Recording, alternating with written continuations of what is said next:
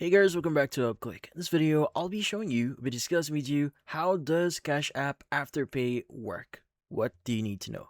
But first, check a special offer in the description. So let's get started. So in this case, the whole Cash App and Afterpay thing has completely changed recently. Since Block owns both of them, they finally rolled out their massive full-blown integration this June. Now, if you have a Cash App debit card, you can basically use Afterpay on pretty much any everyday purchase where Visa is accepted. Now, in this case, we are talking about groceries, gas, and restaurants, not just shopping online.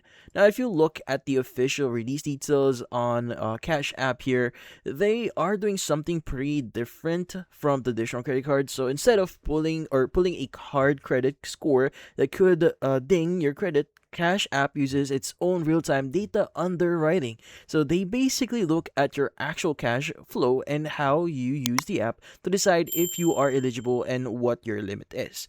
Now, when you use it, the setup is pretty straightforward, but there's a big twist on the fees.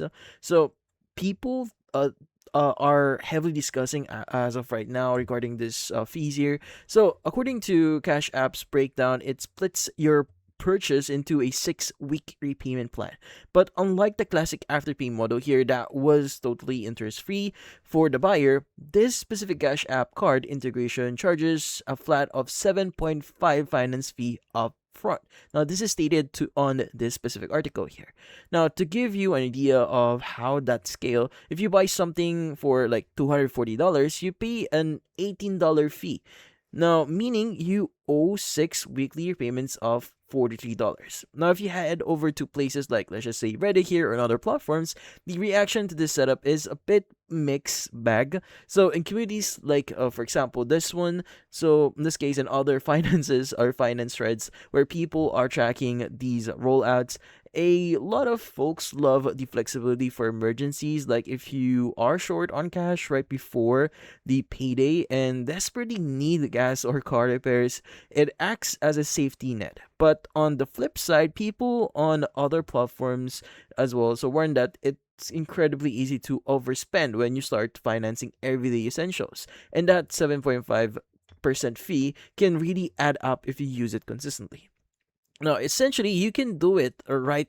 Do it if you can do it right at online checkout or retroactively apply it to debit card purchases you made in the last 7 days. So it's incredibly convenient, honestly, if you're going to think about it.